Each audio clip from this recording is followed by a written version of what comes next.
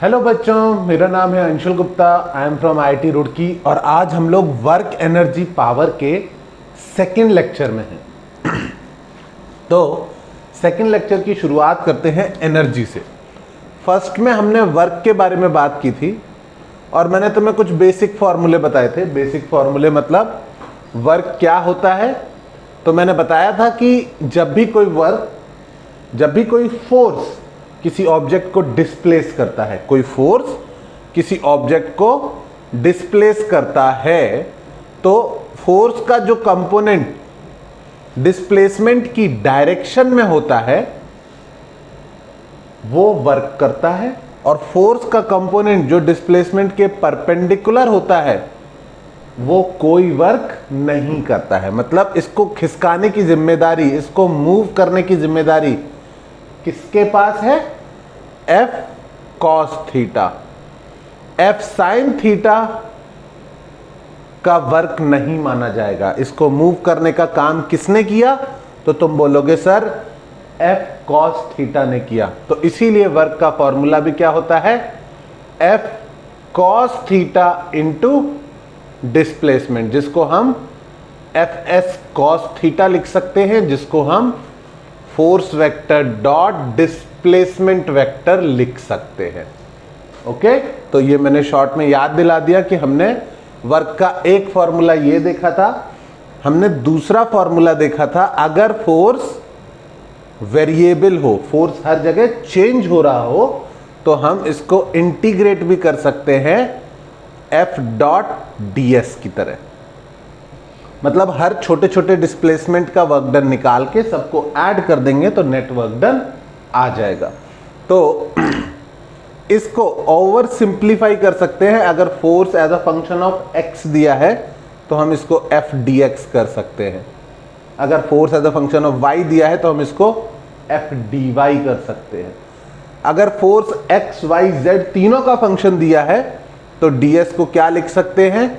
dx i cap plus dy j cap plus dz k cap, और फिर dot product करके solve कर सकते हैं। अगर आपको नहीं पता कि कैसे करते हैं तो आप फर्स्ट वीडियो वर्क की देख लेना। ओके, आज दूसरी चीज की बात करनी है। आज बात करनी है एनर्जी की। तो बचपन से ही हम पढ़ते आए हैं कि energy is capacity to do work.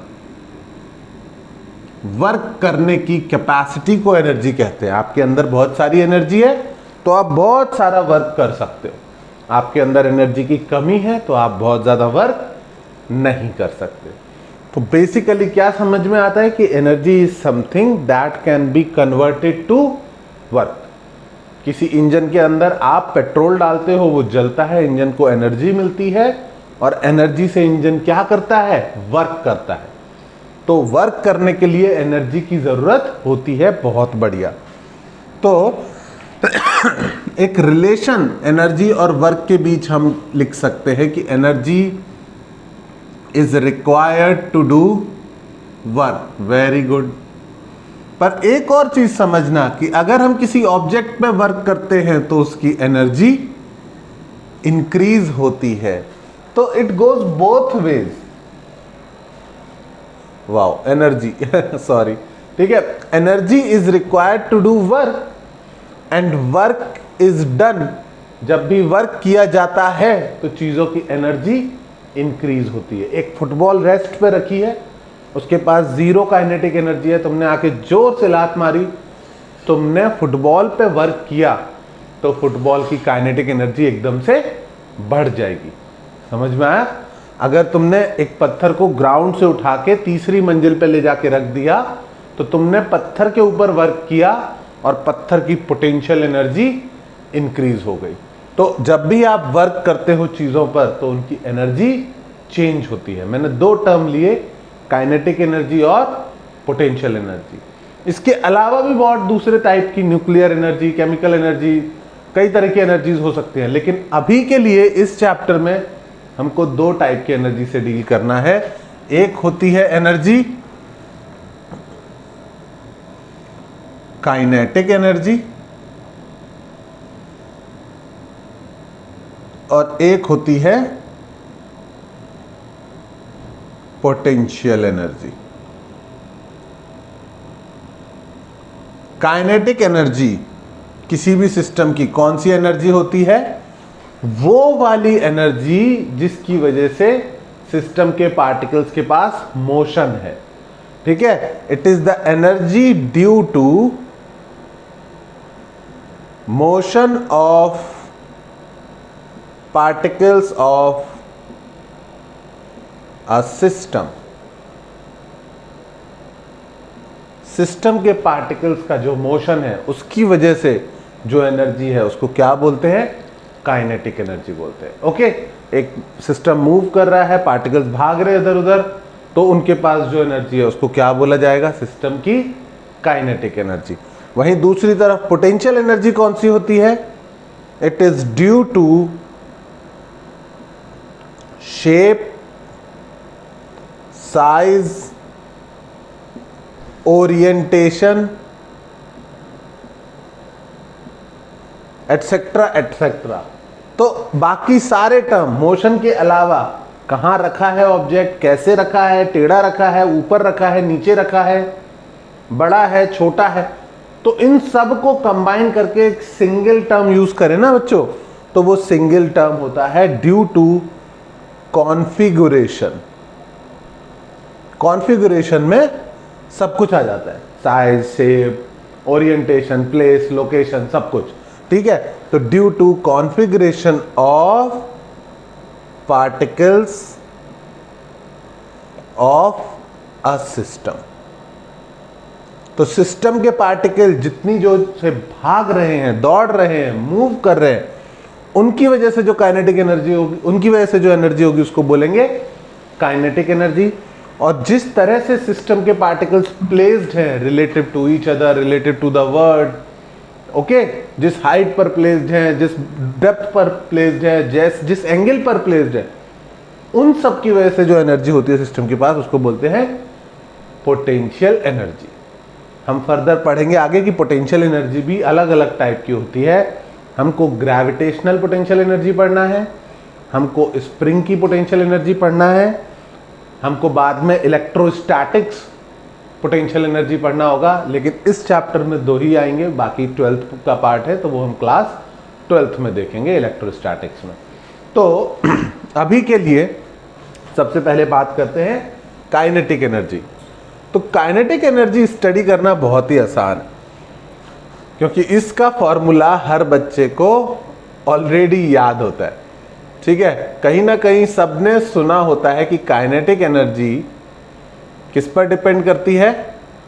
Object के मास पे और उसकी वेलोसिटी पे, half mv²। Simple as that, half mv²। अगर बहुत सारे पार्टिकल्स हैं तो सबकी हाफ mv² आपको ऐड करनी पड़ेगी, और अगर सबकी वेलोसिटी सेम है तो kinetic energy of a system is half mv²। ठीक है, अभी के लिए आपको मैं लिख देता हूं कि ये ट्रांसलेशन में होती है। जब रोटेशन आएगा तो हाफ I⍵², एक और फॉर्मूला आएगा, पर अभी रोटेशन हमने नहीं पढ़ना है। अभी के लिए half mv² will work for ever and ever. तो काइनेटिक एनर्जी का फॉर्मूला हो गया हाफ mv²। पोटेंशियल एनर्जी का फॉर्मूला, पोटेंशियल एनर्जी के बच्चों क्या बताया था? पोटेंशियल एनर्जी अलग अलग फोर्सेस की अलग अलग होती है। तो एक होती है ग्रेविटेशनल पोटेंशियल एनर्जी,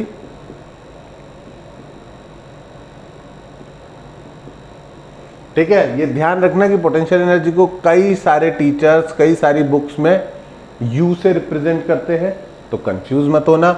हो सकता है कभी कभी मैं भी जल्दबाजी में पोटेंशियल एनर्जी को सिंपली क्या लिख दूं? यू। तो ग्रेविटेशनल पोटेंशियल एनर्जी को मैं यू ग्रेविटेशनल लिख सकता हूं। ग्रेविटेशनल पोटेंशियल एनर्जी का फॉर्मूला होता है mgh। और इसके अलावा एक और होती है स्प्रिंग पोटेंशियल एनर्जी, उसका फॉर्मूला होता है हाफ kx²। ये कहां से आया? हम पोटेंशियल एनर्जी को अलग से स्टडी करेंगे, तब इन दोनों का डेरिवेशन देखेंगे, मे बी तीसरी या चौथी क्लास में। अभी के लिए आपको सिर्फ मुझे क्या पढ़ाना है? Kinetic energy. कितना होता है फॉर्मूला? Half mv²। जितनी ज्यादा वेलोसिटी उतनी ज्यादा काइनेटिक एनर्जी। ओके, कई लोग इसको एक और फॉर्मूले में लिख देते हैं, यहीं पे बता देता हूं। कई लोग इसको लिख देते हैं ऊपर नीचे m से मल्टीप्लाई करके m²v²/2m, और फिर इसको लिख देते हैं mv²/2m, और फिर इसको लिख देते हैं p²/2m। तो बच्चों काइनेटिक एनर्जी का एक दूसरा फॉर्मूला कौन सा चलता है? p²/2m। यहां पर p क्या है? Linear momentum. तो काइनेटिक एनर्जी तुम्हें हाफ mv² तो लिखनी आनी ही चाहिए। अगर कोई p²/2m लिख दे तो तुम्हें कंफ्यूजन नहीं होना चाहिए कि ठीक है सर, मोमेंटम के टर्म्स में भी काइनेटिक एनर्जी लिखी जा सकती है, हाफ mv² भी ठीक है और p²/2m भी ठीक है। ओके, चलो तो अब बात बढ़ाते हैं आगे। ठीक है, सॉरी बच्चों मैंने डायरेक्टली मिटा दिया, आप पॉज करके पीछे जाके नोट्स लिख सकते हो। ठीक है, मुझे ध्यान में नहीं रहा, आप पीछे एक बार टैप करो, 15 सेकंड पीछे जाओ, नोट्स लिख लो। नोट्स जरूर लिखते रहना, अदरवाइज सब भूल जाओगे ये। ओके, तो अब हमें काइनेटिक एनर्जी का फॉर्मूला पता है, हाफ mv²। अब देखो चमत्कार। चमत्कार मतलब अभी तक जो हम बोल रहे थे कि वर्क और एनर्जी एक दूसरे से रिलेटेड होते हैं, तो वो कितने अच्छे से रिलेटेड होते हैं इसको दिखाता हूं। ठीक है, इस चीज को समझाता हूं। हेडिंग डालो, work energy theorem. Okay, work energy theorem क्या कहती है कि अगर किसी ऑब्जेक्ट पर, किसी सिस्टम पर सारे फोर्सेस का वर्क निकाला जाए तो हम लिख सकते हैं नेट वर्क डन, राइट। और नेट वर्क डन का क्या फॉर्मूला होगा? Net force dot displacement, right.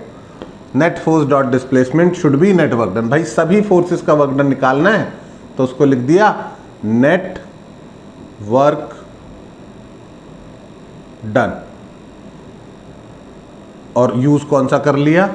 Net force का वर्क डन। ओके, तो इसको मैं क्या लिख सकता हूं? Net force, Newton's laws of motion पढ़ा था हमने। नेट फोर्स को क्या लिख सकते हैं? Mass into acceleration dot S. Okay, और बच्चों ए डॉट एस को क्या लिख सकते हैं? थोड़ा सा याद करो, क्या याद करो? If you remember as v² is equals to 2u² plus 2a dot S. याद आई?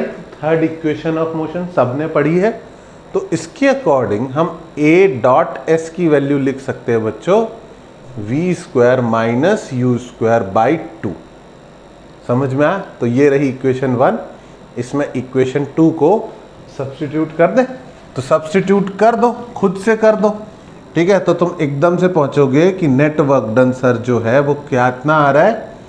m into v² minus u²/2, और ओपन कर दो इसको तो हो जाएगा half m v² minus half m u²। ये क्या लिख दिया मैंने बच्चों? मैंने लिखा net work done is equals to, ये है फाइनल वेलोसिटी की काइनेटिक एनर्जी, तो इसको बोलेंगे फाइनल काइनेटिक एनर्जी, और ये है इनिशियल वेलोसिटी पर काइनेटिक एनर्जी, तो इसे क्या बोलेंगे? Initial kinetic energy. और ओवरऑल जो हमारे पास आ गया वो क्या आ गया? Net work done. Net work done is equals to change in kinetic energy. बच्चों इसी को बोलते हैं वर्क एनर्जी थ्योरम। ये बहुत इंपॉर्टेंट है एप्लीकेशन वाइज भी, और इसका छोटा सा प्रूफ भी। और कितना सिंपल सा प्रूफ है कि हमने वर्क को लिखा F डॉट एस, F को लिखा ma मास इनटू एक्सेलरेशन। ठीक है, ये किसी को ना याद हो तो मैं लिख देता हूं, net force is equals to mass into acceleration होता है, उसको सब्स्टिट्यूट किया, और फिर a डॉट एस को कहां से ले आए? v² is equals to u² plus 2as से। उससे a डॉट एस की वैल्यू v² माइनस u²/2 आ गई, वो भी सब्स्टिट्यूट कर दिया, और नेट वर्क डन की वैल्यू आ गई change in kinetic energy. So the net work done on a system, जितना आप कार्य करोगे, जितनी आप मेहनत करोगे, जितना सारे फोर्सेस मिलके मेहनत करेंगे, that will be equal to change in kinetic energy of the system. Okay, work energy theorem का स्टेटमेंट समझ में आया? The net work done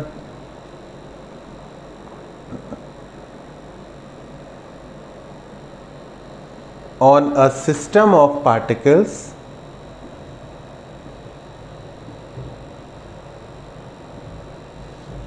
is equal to change in kinetic energy of the system. ये है वो famous work energy theorem जो बच्चों को 12th क्लास तक कई सारे चैप्टर्स में यूज करनी पड़ती है, इलेक्ट्रोस्टैटिक्स में बहुत यूज करनी पड़ती है, ठीक है, ग्रेविटेशन में आपको 11th में यूज करनी पड़ेगी, फ्लूइड्स में इस प्रूफ का यूज होता है। तो this is very very important, not for this chapter but for all the other chapters. तो प्लीज इसको नोट डाउन करो अच्छे से, पूरे प्रूफ को नोट डाउन करो। I am giving you the screen, और फिर हम इसको यूज करना सीखते हैं। ओके, इसका एप्लीकेशन सीखते हैं 5 मिनट। ठीक है बच्चों, नोट डाउन कर लिया होगा आपने, इसको हटा सकते हैं हम। ठीक है, पॉज करके नोट डाउन कर लिया करो, नोट डाउन जरूर कर लिया करो। ठीक है, कितना भी आलस आ रहा हो, नोट डाउन करने से नहीं रुकना है। एक नोट्स की कॉपी बना दो, जो कुछ भी तुम इस चैनल से मेरे से सीखते हो बाई दीज वीडियो लेक्चर्स, उसको वहां पर लिखते रहो। ठीक है, तो वर्क एनर्जी थ्योरम की क्या देखनी है हमको? एप्लीकेशन। चलो एप्लीकेशन करते हैं इसकी। ठीक है, एप्लीकेशन सीखने का सबसे आसान तरीका क्या होता है? सीधे एग्जाम्पल से सीखो। ठीक है, सीधे एग्जाम्पल से सीखो, चिंता नहीं करने का। ठीक है, ये रहा एक ग्राउंड, ठीक है, इसमें 5 kg का ब्लॉक रखा है और उसके ऊपर मैंने एक फोर्स लगा दिया आगे की तरफ। ठीक है, वो फोर्स लगाया मैंने F is equals to 60 newton. Okay, F is equals to 60 newton, और फिर मैंने इसको मूव किया by a distance of 10 metres. ठीक है, इनिशियली ये ब्लॉक रेस्ट पर रखा था और 60 न्यूटन के फोर्स से मैंने इसको 10 मीटर आगे मूव किया। पूछा है इसकी 10 मीटर चलने के बाद वेलोसिटी कितनी होगी। ओके, तो ग्राउंड एकदम स्मूथ है और मुझे पता है कि तुम ये क्वेश्चन वर्क एनर्जी थ्योरम से नहीं करोगे, तुम इस क्वेश्चन को करोगे किससे? न्यूटन्स लॉज ऑफ मोशन से। एंड इट्स ओके, हम भी एज ए स्टूडेंट करते थे। हमारे टीचर ने क्या किया था कि दोनों तरीके से हमें सॉल्यूशन बताया था। तुमने फोर्स लगाया तो उसकी वजह से एक्सेलरेशन आएगा। ठीक है, एक्सेलरेशन कैसे निकाल सकते हैं? F is equals to ma, क्योंकि कोई और फोर्स तो है नहीं, फ्रिक्शन है नहीं, तो स्मूथ है, तो x डायरेक्शन में कोई और फोर्स नहीं है। तो F is equals to ma से 60 is equals to 5 into a की वैल्यू आई 12 मीटर पर सेकेंड स्क्वायर। अब दूसरे पार्ट में आओ, u पता है 0, v कैलकुलेट करना है, s पता है 10 डिस्प्लेसमेंट और a पता है 12। तो अब आप यूज कर सकते हो v square is equals to u square plus 2as, that will give you v square is equals to 0 plus 2 into 12 into 10। तो v square is equals to under root v equals to under root 2 into 3 into 4 into 2 into 5।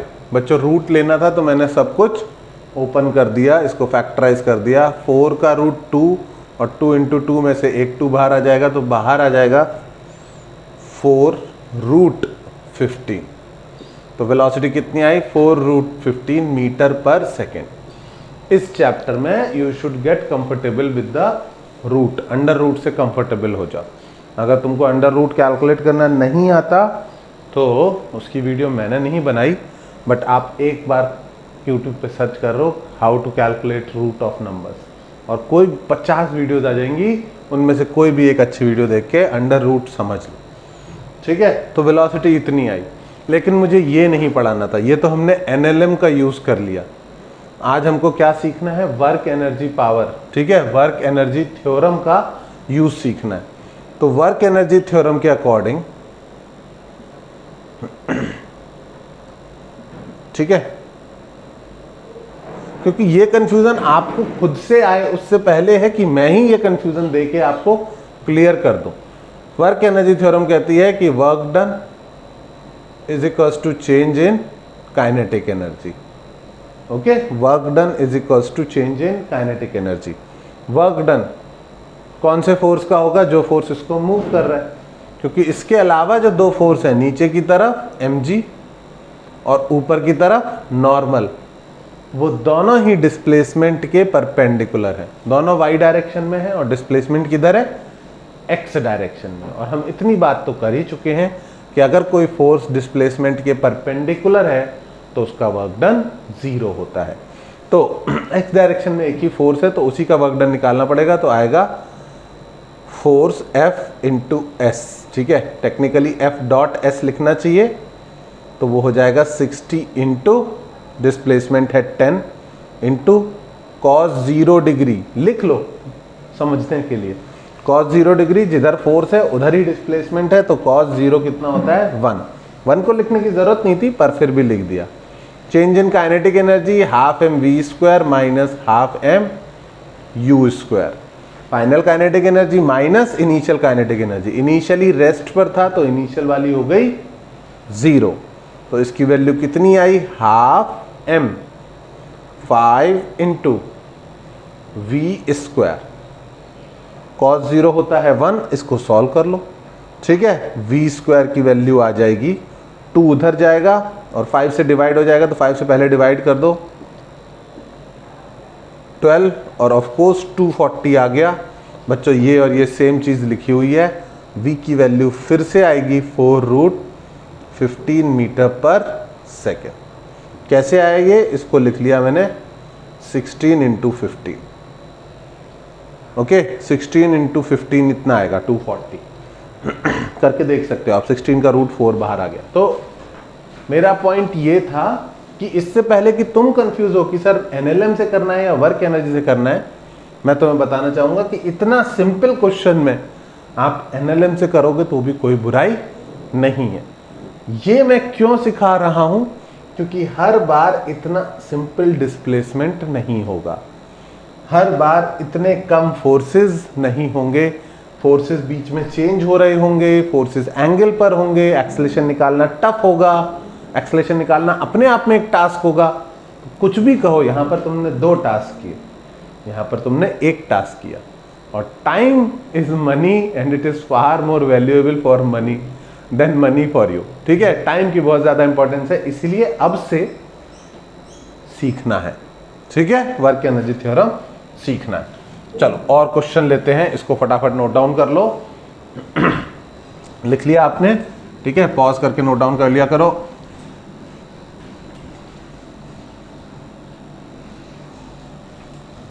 ठीक है, इसकी और application करने से पहले मैं आपको ये समझाता हूं कि हम सीख क्यों रहे हैं, हम सारे क्वेश्चन एनएलएम से क्यों नहीं सॉल्व कर रहे। तो उसको समझने के लिए हेडिंग डालो वर्क डन बाय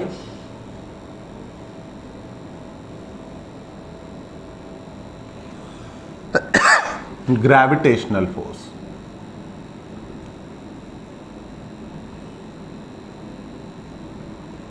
ठीक है, सबसे ज्यादा क्वेश्चन वर्क एनर्जी थ्योरम के इस चैप्टर के सबसे ज्यादा क्वेश्चन में कौन सा फोर्स इन्वॉल्व होगा? Gravitational force. तो अगर हमको work done by gravitational force निकालना है तो क्या करना होगा? तो ये चीज समझनी है आपको। ठीक है, एक कोई भी इंक्लाइन प्लेन है, फिक्स्ड है, स्मूथ है, ओके, और इस पर मैंने एक ब्लॉक को यहां पर रख के छोड़ दिया और एक दूसरे ब्लॉक को यहां पर रख के छोड़ दिया। ये ड्रॉप होने वाला है नीचे,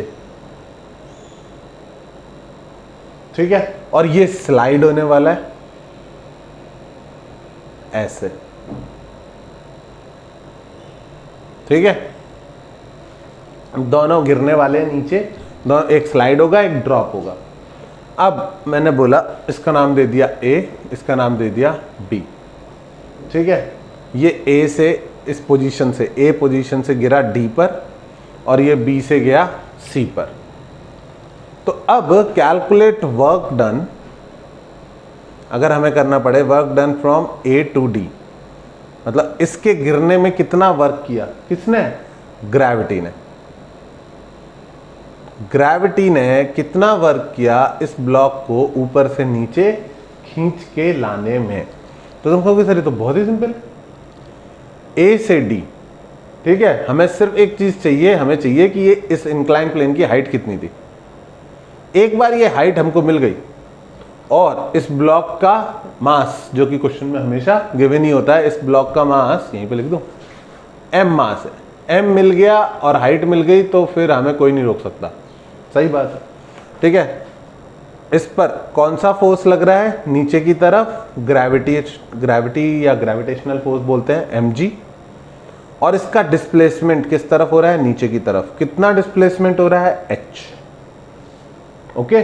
तो इस पर वर्क डन बाय ग्रेविटी कितना आएगा, वर्क डन बाय ग्रेविटी बोलते सर लिखा था Fs cos थीटा, तो आएगा mg into h into cos 0 degree. Cos 0 होता है 1, तो आंसर आएगा सर mgh, ठीक है। अगर नहीं मुझे ऐसे करके पसंद नहीं है, प्लीज टेल मी कि F डॉट S मतलब वो I कैप J कैप में लिख के दिखाओ, तो तुम बोलोगे सर फालतू परेशान कर रहे हो, mg को लिख देंगे माइनस mg J कैप नीचे की तरफ है, और डॉट प्रोडक्ट डिस्प्लेसमेंट भी नीचे की तरफ हुआ तो माइनस h J कैप, दोनों चीजें y डायरेक्शन में है तो J कैप, दोनों चीजें नीचे की तरफ है तो माइनस J कैप, फिर डॉट प्रोडक्ट ले लेंगे, क्या दिक्कत है। वर्क डन फिर भी कितना आएगा, माइनस से माइनस हट जाएगा mgh, और j डॉट j कितना होता है, 1 होता है, वो तो सर लिखने की जरूरत भी नहीं थी, सीधे mgh। तो अगर कोई चीज h हाइट नीचे गिरी तो वर्क डन कितना आएगा, mgh, बहुत बढ़िया। व्हाट अबाउट ये जब स्लाइड हुई B से C तक, जब वो ऑब्जेक्ट स्लाइड हुआ तो work done from B to C, इसको ध्यान से देखना बच्चों। ये इस पर ग्रेविटी किधर लग रही है, तो कोई बोलेगा सर इधर लग रही है, इधर लग रही है, अरे नहीं भाई, ये तो सब कंपोनेंट बोल रहे हो तुम, इस पर ग्रेविटेशनल फोर्स किधर लग रहा है, वो तो नीचे की तरफ ही है। और इसका डिस्प्लेसमेंट किस तरफ हो रहा है, वो तो सर अलोंग द इंक्लाइन हो रहा है, ठीक है, इस तरफ डिस्प्लेसमेंट हो रहा है। और इंक्लाइन का एंगल हमको दिया नहीं है, let's take it as alpha, ठीक है, इंक्लाइन का एंगल इज अल्फा। और अब what is the angle between force and displacement, what is the angle between force and displacement, ये एंगल कितना आएगा। तो तुम बोलोगे सर ये वर्टिकल है और ये हॉरिजॉन्टल की लाइन बना रखी है आपने, ये 90 हो गया, तो ये वाला एंगल हो गया 90 minus alpha, okay, 90 minus alpha. तो वर्क डन का क्या फॉर्मूला था, फिर से लगा देते हैं फॉर्मूला। वर्क डन का फॉर्मूला था फोर्स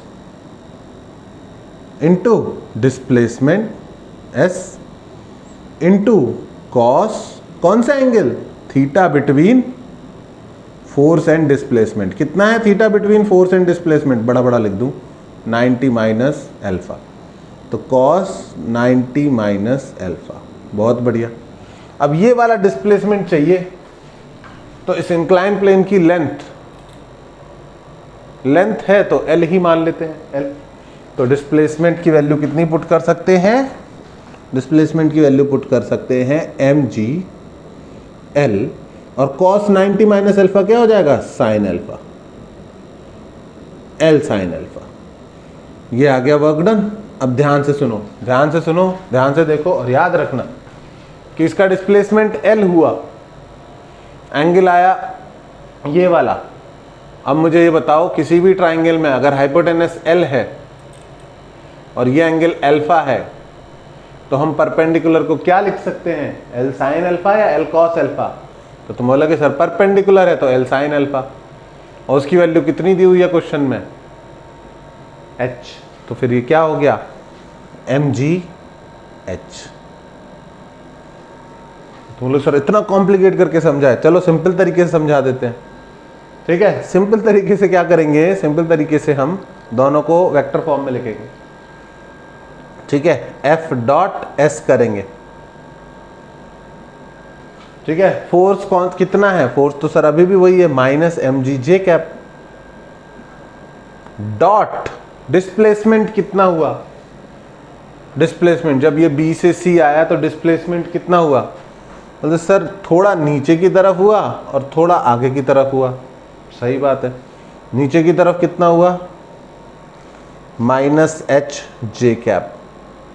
आगे की तरफ कितना हुआ, बोल सर हमें नहीं पता, कुछ भी मान लो आप, एक्स मान लिया, प्लस एक्स आई कैप। जब डॉट प्रोडक्ट होगा तो तुम्हें पता है जे डॉट आई कितना होता है, 0। तो जे डॉट जे क्या बचेगा, 1। क्या आंसर आएगा, एम जी एच। तो इट डजेंट मैटर कि ये कितना आगे आया, इट डजेंट मैटर ये डायरेक्टली नीचे आया या स्लाइड पे नीचे आया, इट रियली डजेंट मैटर अगर वो पार्टिकल ऊपर से नीचे इस रास्ते से आए, इस रास्ते से आए, ऐसे कूद के आए, या डायरेक्ट नीचे गिर जाए। h हाइट नीचे अगर कोई ऑब्जेक्ट आ रहा है तो वर्क डन बाय ग्रेविटी कितना होगा, प्लस एम जी एच। चाहे टेढ़ा आए, चाहे मेढ़ा आए, चाहे सीधा आए, चाहे फ्लाई करता हुआ आए, कैसे आए कोई फर्क नहीं पड़ता। इज दैट क्लियर, क्या ये चीज याद रहेगी। ठीक है, ये चीज याद रखनी है, याद रखनी है। इस एग्जाम्पल को लिख सकते हो, प्रूफ को लिख सकते हो। अगर ये प्रूफ तुमको समझ में आ गया है तो लाइफ में कभी नहीं भूलोगे कि the work done by gravitational force it only depends on M G, यानी weight of object, and the change in height. कितनी हाइट चेंज हुई, ठीक है। और अगर कोई चीज नीचे जाती है तो वर्क डन कितना होगा, प्लस एम जी एच। कैसे याद रखना है, कोई चीज नीचे जा रही है तो ग्रेविटी उसको लाने में हेल्प कर रही है या अपोज करेगी, तो तुम्हें लगेगा सर हेल्प करेगी, तो ग्रेविटी का कंट्रीब्यूशन पॉजिटिव है। तो अगर कोई चीज एच हाइट नीचे जा रही है तो ग्रेविटी का कंट्रीब्यूशन पॉजिटिव है, तो प्लस एम जी एच। और अगर कोई चीज ऊपर जाएगी तो बच्चों इसका जस्ट उल्टा फिगर बन जाएगा और वर्क डन आएगा minus M G H.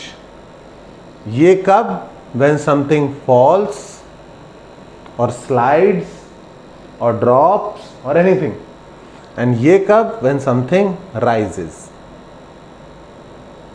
Okay, तुम और अच्छे से एक्सप्लेन कर सकते हो, मेरे पास जगह कम थी तो मैंने लिख दिया, इसको नोट डाउन कर लो। नीचे आते टाइम अगर कोई चीज नीचे गिर रही है, work done by gravity plus M G H.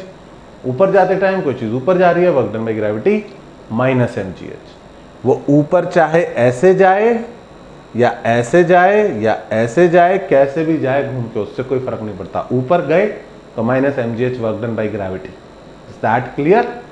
चलो इसको लिख लो, इसको हम अप्लाई करके देखते हैं, पहले इसको नोट डाउन कर लो।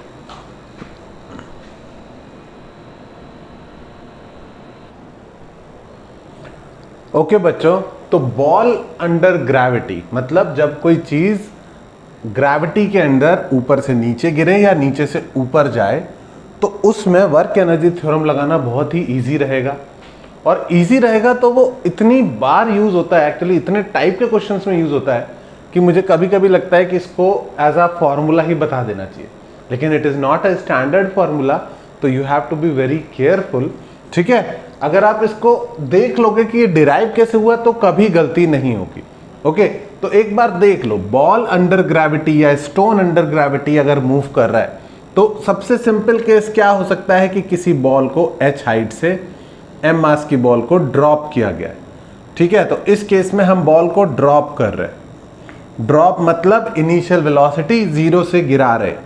तो अगर h हाइट से एक बॉल ड्रॉप करी तो ऑब्वियस सी बात है कि इनिशियली वेलोसिटी 0 है, पर फिर वेलोसिटी बढ़ेगी और एक इंक्रीज्ड वेलोसिटी v से ये आके ग्राउंड से टकराएगा। ठीक है, तो हम पॉइंट A से B तक वर्क एनर्जी थ्योरम हमेशा कैसे अप्लाई करते हैं? एक पॉइंट से दूसरे पॉइंट तक। तो पॉइंट A से पॉइंट B तक वर्क एनर्जी थ्योरम अप्लाई कर सकते हैं। A to B अगर हम वर्क एनर्जी थ्योरम लगाएंगे तो क्या आएगा? Net work done is equals to change in kinetic energy. हमने आज क्या सीखा कि अगर कोई चीज h हाइट नीचे आती है तो वर्क डन बाय ग्रेविटी कितना लिखा जा सकता है? वर्क डन बाय ग्रेविटी लिखा जा सकता है प्लस mgh, क्योंकि जब कोई चीज नीचे आएगी तो ग्रेविटी उसकी हेल्प करेगी नीचे आने में। फोर्स और डिस्प्लेसमेंट सेम डायरेक्शन में होंगे, तो वर्क डन बाय ग्रेविटी को लिख सकते हैं प्लस mgh, और ये किसके बराबर होगा? Half m v square final kinetic energy minus half m u square. बच्चों हमेशा ये वाला स्टेप लिखना है बिफोर राइटिंग u की वैल्यू कितनी है? 0, ड्रॉप कर रहे हैं तो इनिशियल वेलोसिटी कितनी है? 0। तो u को 0 पुट करके फिर ये हो जाएगा mgh is equals to half mv square. इसको नहीं रटना है, इसको रटोगे तो सभी केसेस में यही लगाते रहोगे और सिर्फ पहला केस सही जाएगा, बाकी सारे गलत हो जाएंगे। तो इसको नहीं रटना है। v की वैल्यू आ जाती है √2gh। इसको नहीं रटना है बच्चों, इसको समझना है कि ये बहुत फेवरेबल केस है और कई जगह ये होगा, लेकिन हर जगह ऐसा नहीं होगा। हर जगह इनिशियल वेलोसिटी 0 नहीं होगी। Is that clear? एक सेकेंड रुको।